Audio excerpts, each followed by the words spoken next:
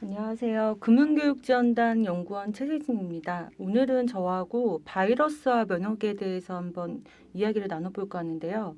지금 현재 코로나19로 인해서 면역력을 높여야 된다, 바이러스제가 없다, 백신이 없다, 이것 때문에 사람들 간의 거리도 진짜 많이 떨어져 있고요. 그 다음에 마스크를 안 쓰게 되면은 왠지 그 사람은 이상한 사람으로 몰리기까지 하고 있습니다. 그러면 혹시 진짜 면역력을 어떻게 높여야 되는지, 정말 바이러스는 뭔지 한번 저하고 오늘 알아볼 텐데요. 질병이 발생될 때 기본적으로 인자 세 가지가 있습니다. 뭐냐면요. 병인.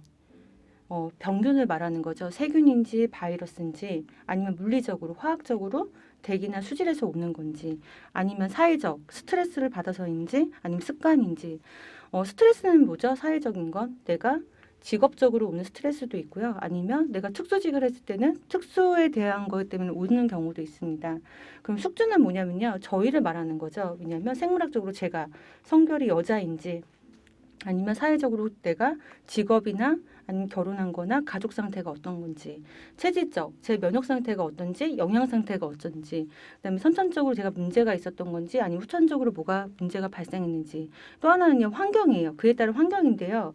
생물학적에서는 맥이 곤충으로 이루어졌는지, 아니면 기생충으로 중간 숙주로 이어졌는지, 아니면 물리적으로는 실내의 환경, 안에 만약에 내가 공사를 했다. 근데 환기를 시켜줘야 되는데 내가 계속 흡입을 하게 되면 폐 쪽으로 뭔가 문제가 생기겠죠. 아니면 사회적으로 풍습에 따라서 지역적으로 인구 밀도에 따라서 어떻게 되는지 이 기본적인 세 가지 인자가 맞아떨어질 때 질병이 발생이 된다고 봅니다.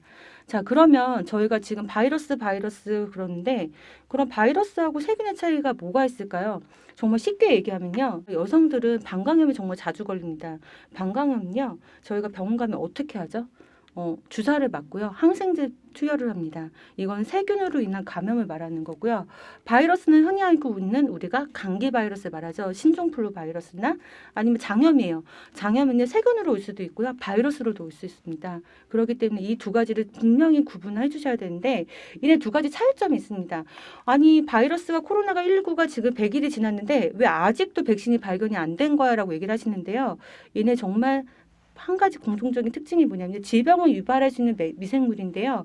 바이러스는요. 숙주가 있어야지 질병 유발을 할 수가 있습니다. 생긴 것도 정말 틀려요. 박테리아는요. 핵이나 세포벽이나 소화기가 다 있습니다. 저희랑 똑같은 구조를 가지고 있어요. 근데 바이러스는요. RNA, DNA 같은 단백질로 이루어졌습니다. 핵산하고. 그렇기 때문에 얘가 RNA 변종 바이러스인지 DNA 변종 바이러스인지 모르기 때문에 증식하는 게 어떻게 변종이 될 수 없어요. 그래서 변이 속도가 굉장히 빠르고요. 항바이러스 개발이 굉장히 어렵습니다. 그렇기 때문에 코로나19 바이러스인데 아직도 백신이 안 돼? 얘는요. 내가 한번 거쳐가면 얘가 또 변종이 돼요. 특히 코로나 바이러스는 내가 무슨 RNA 변종 바이러스라고 하는데 중국 우한에서 발생했을 때 그때 바이러스 검출하고요.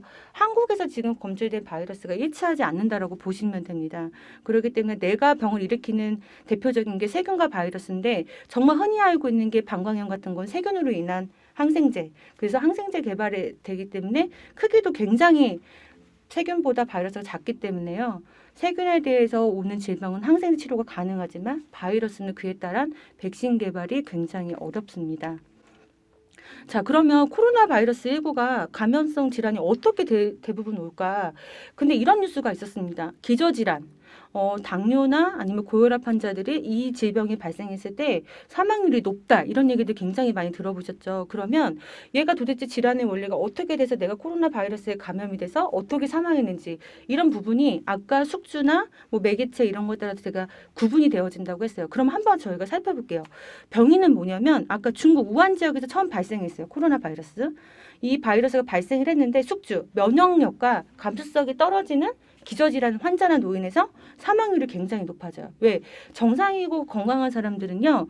내가 이 감염에 대해서 방어할 수 있는 능력들이 있는데요. 기저질환, 고혈압, 나이 드신 분들은 그만큼 면역력이 떨어져 있죠. 그렇기 때문에 내가 이때 코로나 바이러스가 침입을 하게 되면 면역 저항성이 떨어지기 때문에 사망률도 굉장히 높게 됩니다.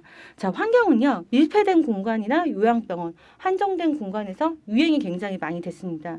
사람이 많이 모이는 밀폐된 공간은 되도록 피하는 것이 좋죠. 자, 침입은 어떻게 했을까요? 주로 호흡기와 위장관, 통해 침입을 하게 됩니다. 감기 증상이 있는 사람은 꼭 마스크를 착용해야 되고요.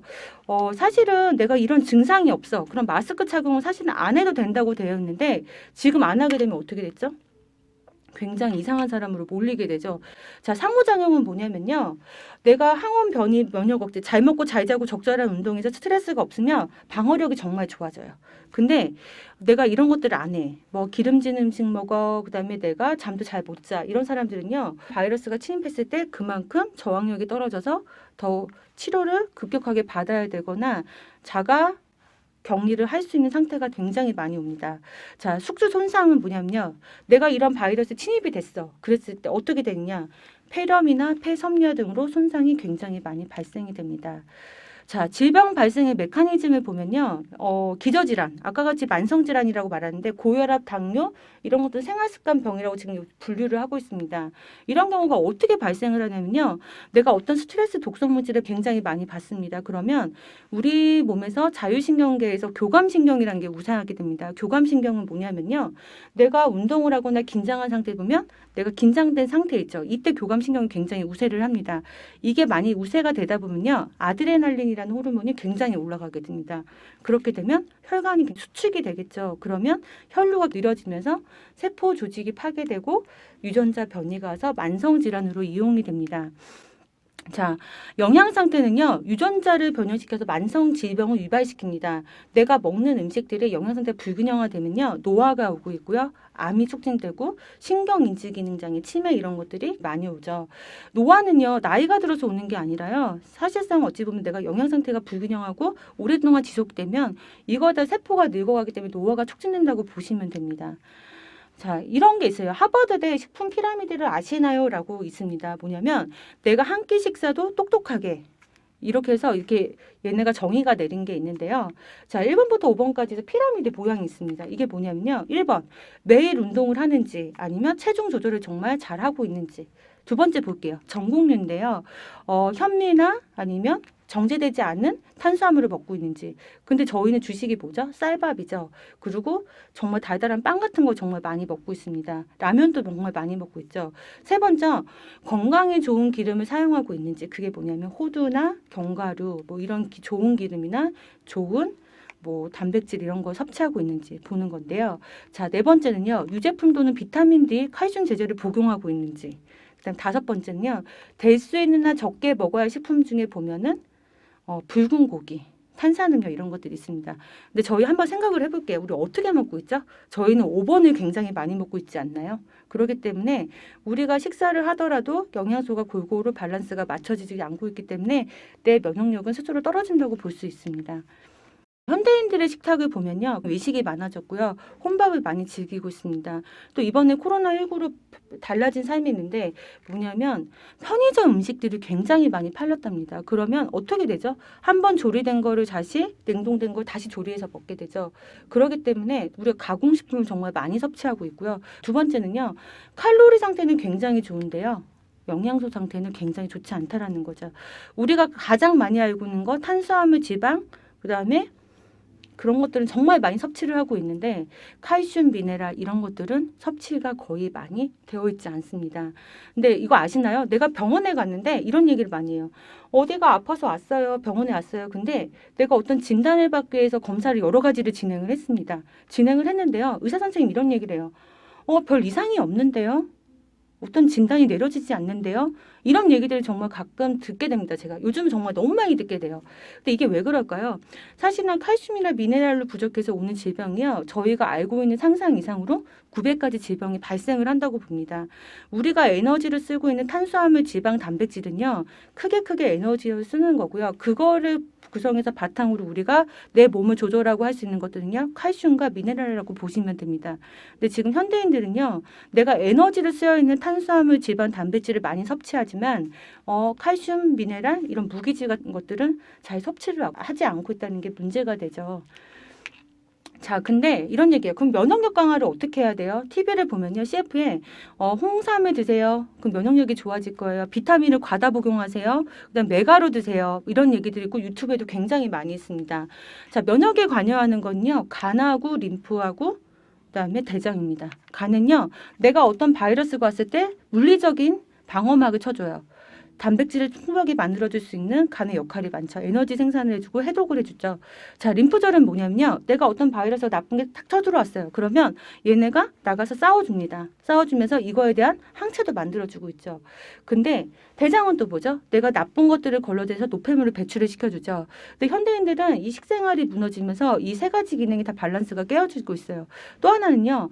우리는 엄마 뱃속에 태어났을 때부터 타일적으로 면역에 저항성이 떨어지는 걸 굉장히 많이 합니다.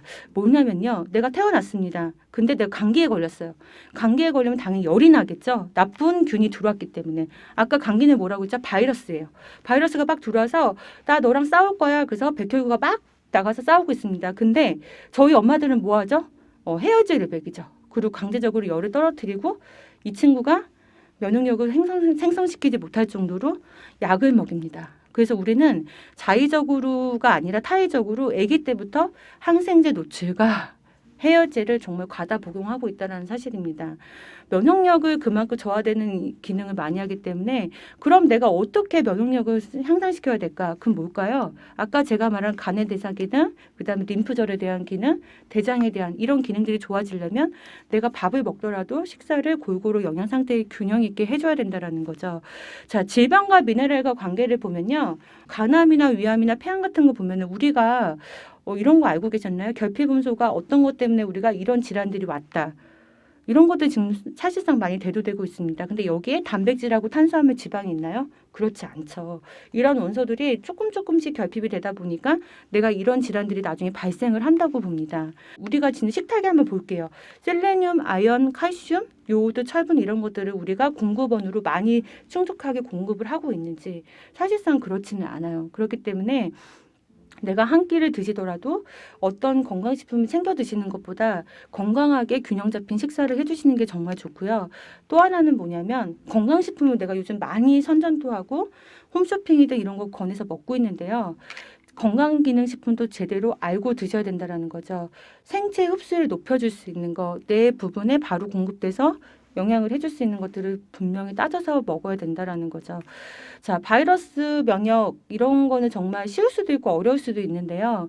앞으로도 이런 변종된 바이러스는 계속적으로 많이 질병 발생이 많이 된다고 보고 있습니다. 지금 이제 5월인데요. 지금부터라도 내가 균형 잡힌 식사와 충분한 수면, 그다음에 충분한 수분 섭취하셔갖고 건강한 몸으로 만드셔갖고 이번 겨울의 바이러스에서는 꼭 다들 건강하게 지내셨으면 좋겠습니다. 감사합니다.